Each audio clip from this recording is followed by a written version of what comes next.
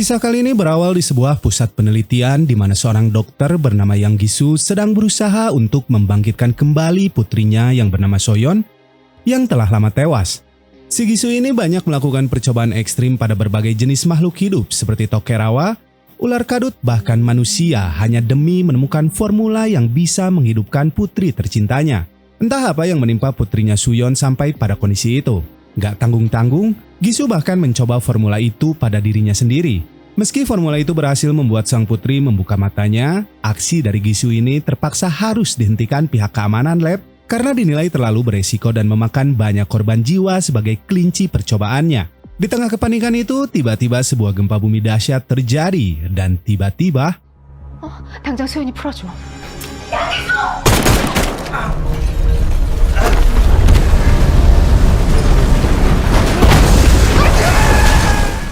gempa bumi barusan menghancurkan hampir seluruh wilayah Korea, bahkan mungkin di seluruh dunia. Manusia yang berhasil selamat kala itu harus bertahan hidup dengan memakan apapun yang bisa dimakan termasuk hewan buas. Iya, buaya di sini menjadi makanan mewah untuk disantap. Seorang pria bernama Choi bersama sang kakak Namsan adalah salah satu pemburu daging buaya untuk ditukar dengan benda berharga di pasar lokal.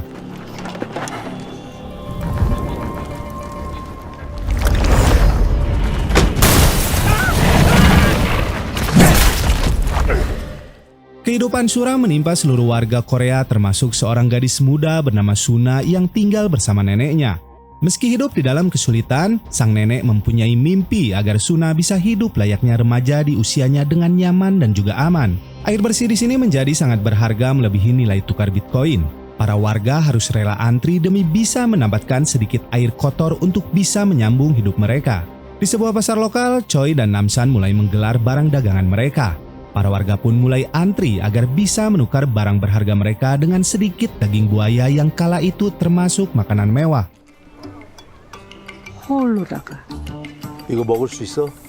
생으로 삶아 드셔. Tak ketinggalan, Suna dan neneknya pun ikut antri demi bisa mendapatkan daging yang tersisa. Namsan yang kenal dengan mereka kemudian memberikan daging limited edition pada bagian selangkangan untuk ditukar dengan jaket dan juga sebuah gambar yang dilukis langsung oleh Suna. Namun tak berselang lama, sebuah mobil berisikan para jamet datang dan mengacau di pasar itu. Para jamet ini mengaku sebagai polisi yang ditugaskan untuk mencari seorang buronan dari kepolisian. Salah seorang pria kemudian menolak untuk dibawa dan membuat perkelahian terjadi. Namsan yang ada di sana terlihat cukup kesal namun tetap santuy menahan emosinya. Sampai pada akhirnya si pimpinan jamet ini mulai mengincar Suna karena memiliki ciri-ciri wanita idaman para jamet. Choi yang menaruh hati pada Suna lantas tak tinggal diam. Tanpa basa-basi, ia pun langsung nyerentang maju dan menghajar para jamet itu. Hal itu pun akhirnya membuat Namsan mau tak mau harus ikut turun dan membantu adik satu-satunya itu. 야, 너. 나 여자잖아.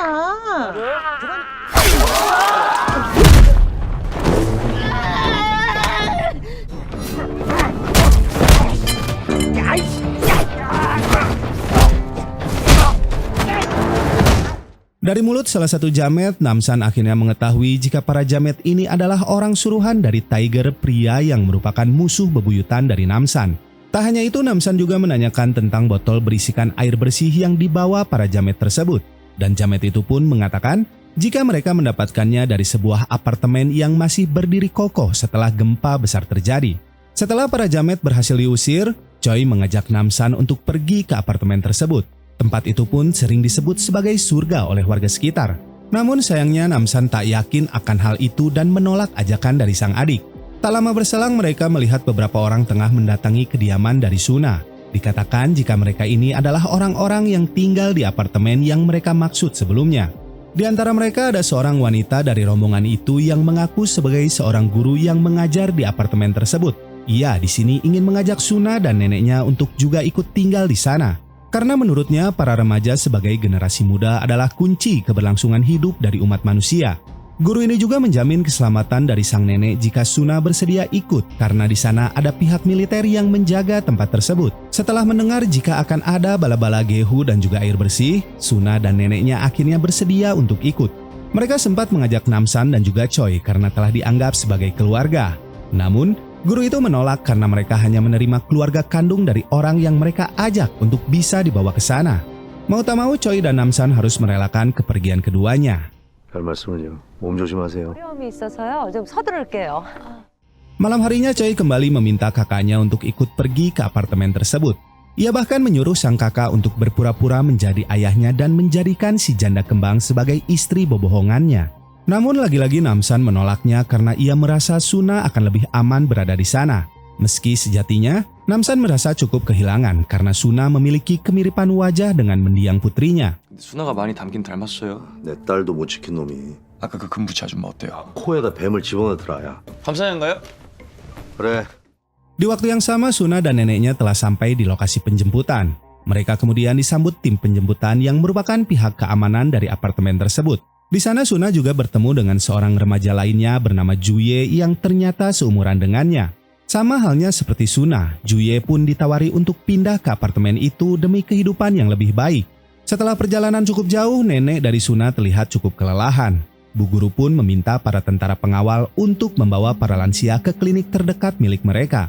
Meski Suna sempat khawatir, mau tak mau ia pun harus melanjutkan kembali perjalanan dengan dipimpin oleh tentara senior yang bernama Sersan Kwon.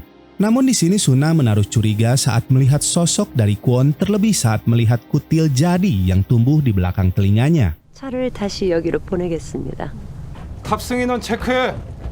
Di lain tempat, para tentara tadi ternyata tidak membawa nenek Suna dan lansia lainnya ke klinik terdekat. Mereka justru membawa para lansia itu ke sebuah tempat di tepi jurang yang telah porak-poranda. Dan tanpa membuang waktu, mereka pun langsung nyuntrungkan salah satu lansia ke dalam jurang tersebut dan menusuk nenek dari Suna di tempat itu. Di waktu bersamaan, Namsan dan Choi yang sedang berburu kebetulan ada di sana dan berusaha untuk menyelamatkan mereka. Bermodalkan sebuah bedog sakti andalannya, dengan mudah Namsan pun mampu menumbangkan kedua tentara itu. Tapi yang tak disangka-sangka, kedua tentara itu kembali bangkit setelah dibacok Namsan berkali-kali.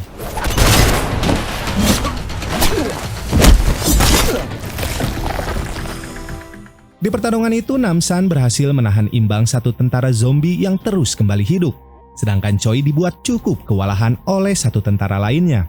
Beruntungnya tentara jamet ini menginjak sebuah jebakan hewan buas yang dibuat oleh Namsan dan membuat tubuhnya tergantung dalam posisi terbalik. Namun dengan brutalnya, tentara ini malah memotong kakinya sendiri demi bisa lolos dari jebakan Batman tersebut. Dan setelahnya ia pun kembali berusaha untuk membunuh Choi. Di tengah adu mekanik itu, tiba-tiba muncul seorang wanita muda misterius yang langsung ikut ke dalam pertempuran dan berusaha untuk menyelamatkan Choi dan juga Namsan.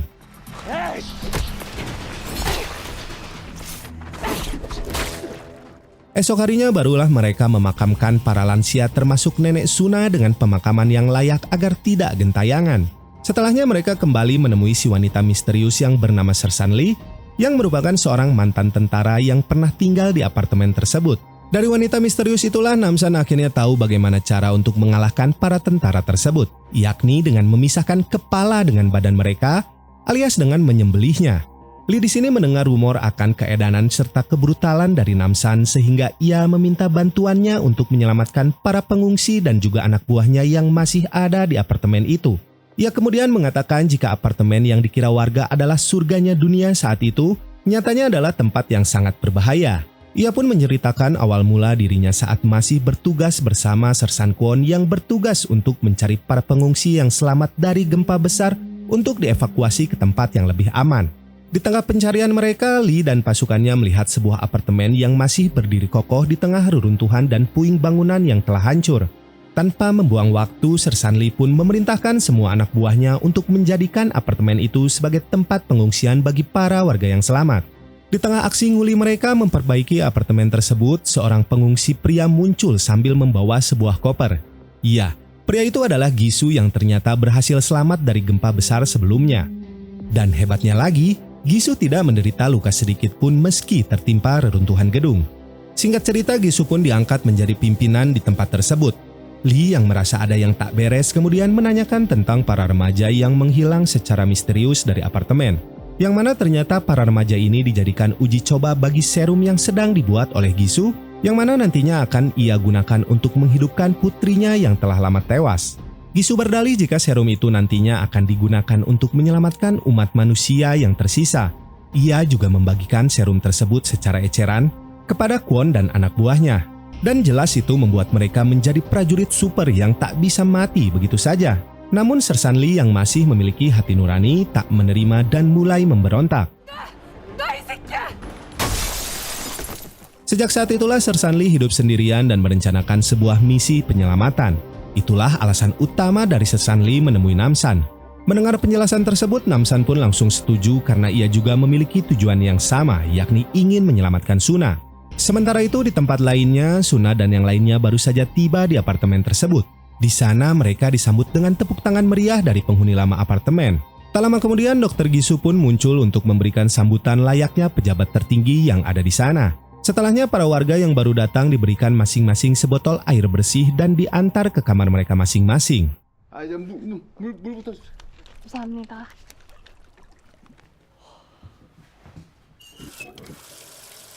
Sementara itu Namsan, Choi dan juga Lee tengah mempersiapkan rencana untuk bisa menyusup ke apartemen itu. Karena pengamanan yang super ketat dari para tentara yang ada di sana, Lee menyarankan untuk menyusup melalui jalur bawah tanah sementara ia akan mengalihkan para penjaga dari arah luar. Namun Namsan tak ingin bertindak gegabah. Ia di sini ingin mencari informasi tambahan dengan mendatangi seorang pria bernama Tiger yang tak lain adalah musuh bebuyutannya. Tiger terlihat tengah berada di sebuah bangunan tua melakukan tawuran antar bapak-bapak. 마누라 분수쇼 한번 볼까? 씨발 또 졌네!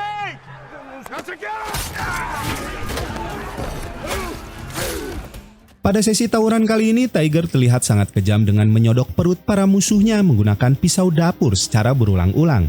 Tapi siapa sangka saat Namsan dan yang lainnya tiba, Tiger seketika langsung terlihat sangat lemah di hadapannya. Ia juga sempat mengungkit masa lalunya di mana karir tinju profesionalnya seketika hancur akibat ulah dari Namsan. Di mana dulu Namsan adalah orang yang pernah mengalahkan Tiger di atas ring dengan pukulan yang setara dengan pukulan dari Binjai. Namsan kemudian menantang Tiger untuk duel by one saat itu juga, namun Tiger menolaknya. Ia bahkan meminta musuhnya saat itu untuk bersama-sama menyerang Namsan dan menjanjikan setengah dari anak buahnya jika mereka berhasil membunuh Namsan. 고릴라 잡아!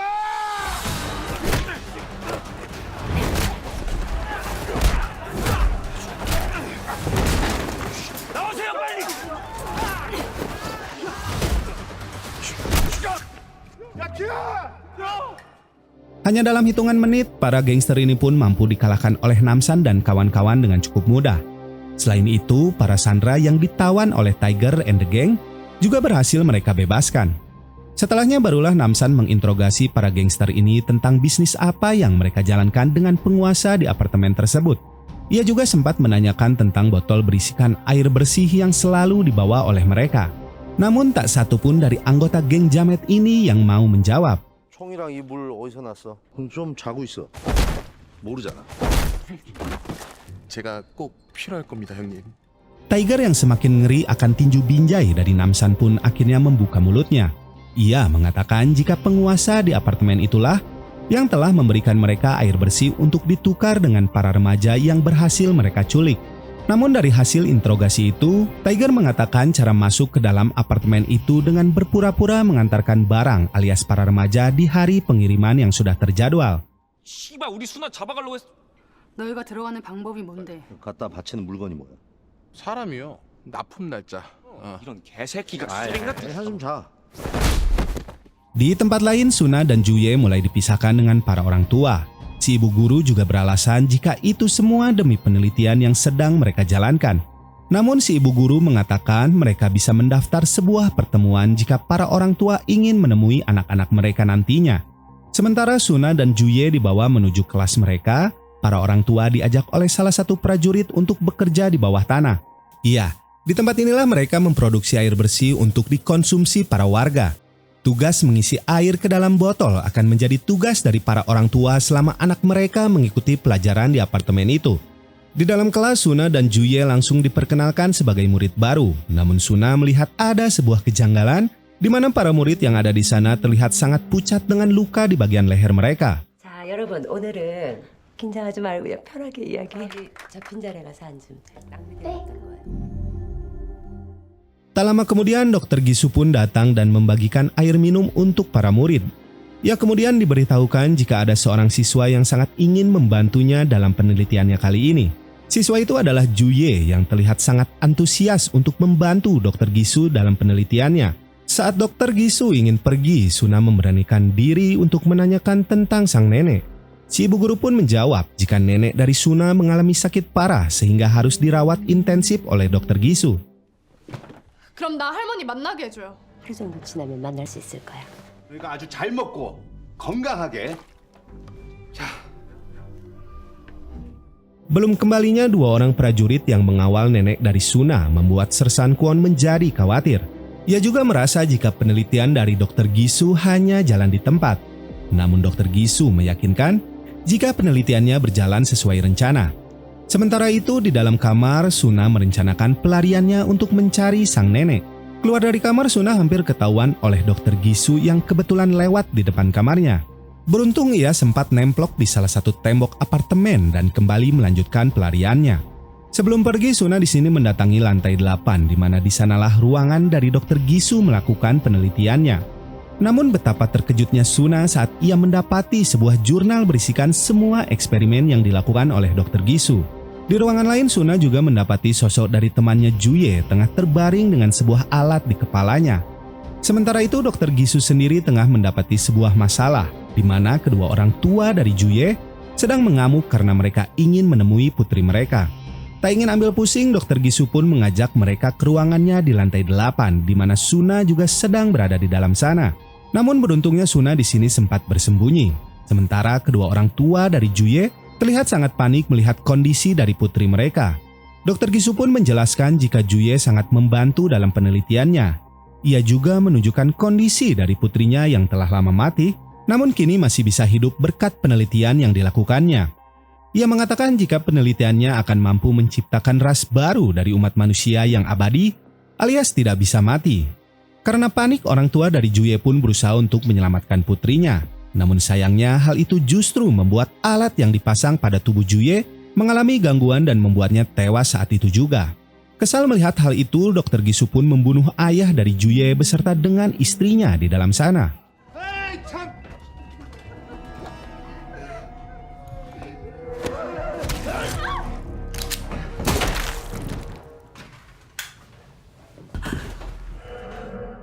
Di tempat lain, Namsan dan yang lainnya mulai bergerak menggunakan truk pengantaran milik Tiger.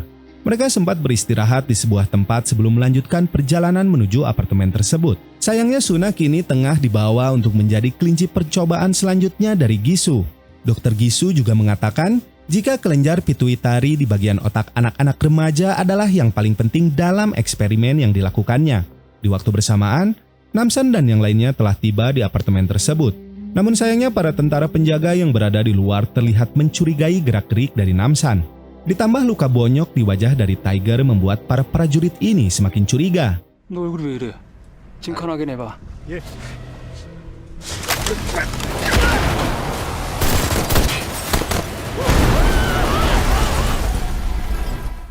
Tiba di sana, Sersan Lee berusaha untuk menuju ruangan bawah tanah untuk menjemput anak buahnya yang lain. Sersan Kwon yang melihat itu kemudian memerintahkan anak buahnya untuk menyiapkan hadiah yang telah disiapkannya di bawah tanah untuk Sersan Lee yang telah berkhianat. Sementara itu, si ibu guru mendatangi Dr. Gisu dan memberitahukannya tentang kedatangan mereka. Sersan Lee sendiri tidak tahu kalau anak buahnya yang dikurung di ruangan bawah tanah telah dijadikan kelinci percobaan oleh Dr. Gisu.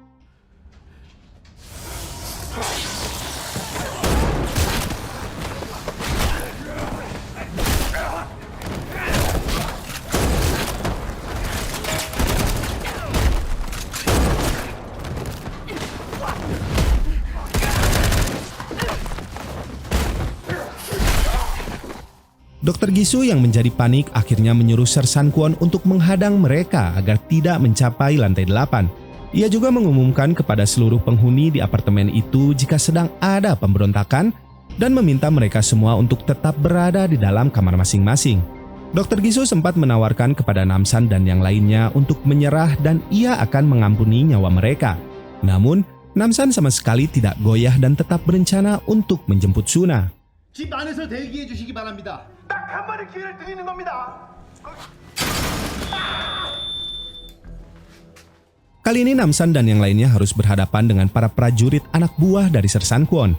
Namsan kemudian menyuruh Choi dan Sersan Lee untuk mencari Suna sementara ia menahan para tentara itu di bawah sana. Tanpa membuang waktu, mereka berdua langsung naik menuju lantai atas dari apartemen itu.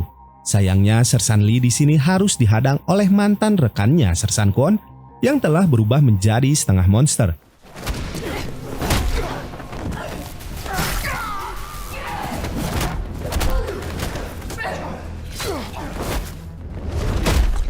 Di ruangan bawah tanah, Namsan harus kembali berhadapan dengan para tentara yang terus saja berdatangan. Tentu itu bukan hal yang sulit untuk sang legenda pemburu yang namanya cukup terkenal saat itu.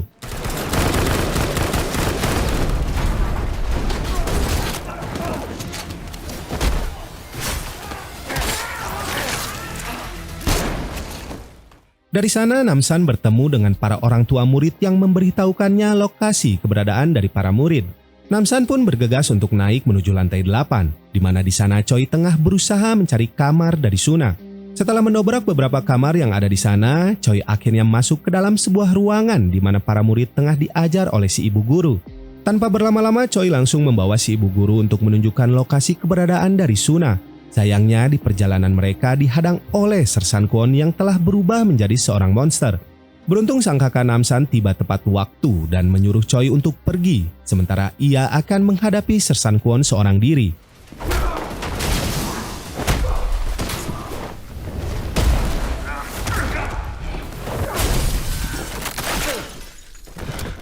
Para orang tua yang menyadari kekacauan di tempat itu mulai berlarian untuk menyelamatkan anak mereka. Di lantai 8 sendiri, Suna yang tak bisa bergerak hampir menjadi kelinci percobaan selanjutnya dari Gisu. Di sini Gisu juga menceritakan tujuan dari semua penelitian yang dilakukannya yang tak lain adalah untuk membawa kembali putrinya yang telah tewas. Dan sesaat setelahnya, Gisu baru merasakan efek samping dari obat yang dibuatnya. Kini dirinya akan menjadi setengah monster sama seperti Kwon dan tentara yang lainnya. Suna juga mengatakan jika selama ini ia tidak pernah meminum air dari tempat tersebut, yang mana hal itulah yang membuat dirinya masih bisa sadar sampai saat ini. Tak lama kemudian Choi berhasil sampai di sana. Ia pun dihadang oleh anak buah Gisu yang lain dan juga si ibu guru. Melihat hal itu, Gisu pun berusaha untuk melarikan diri. Begitupun dengan si ibu guru. Namun sayangnya si ibu guru di sini terkena tembakan dari Namsan yang datang untuk menyelamatkan Choi dan juga Suna. Alih-alih menyelamatkan anak buahnya, Gisu di sini memilih untuk melarikan diri bersama dengan putrinya dan membiarkan si ibu guru tewas di dalam sana.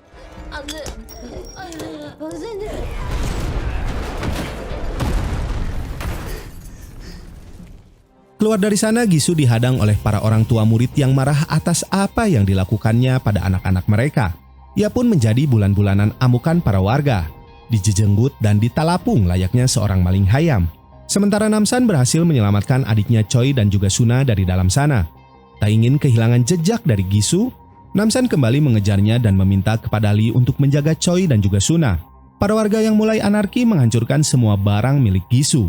Melihat semua serumnya hancur, Gisu di sini menjadi murka dan mengambil sebuah senjata kemudian menembak para warga dengan edan-edannya layaknya pemain PB dengan pangkat tengkorak.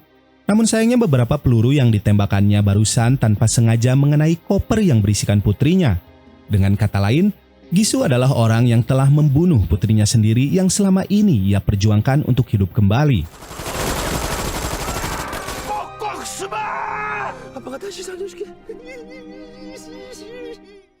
Tak lama kemudian, Namsan akhirnya tiba di sana dan mendapat tembakan brutal dari Gisu yang telah putus asa. Ia menyalahkan Namsan dan yang lainnya karena telah mengganggu apa yang selama ini ia impikan. Gisu pun berencana untuk membunuh mereka, namun Namsan terlebih dulu menghabisi nyawa dari pria itu. 당신 딸도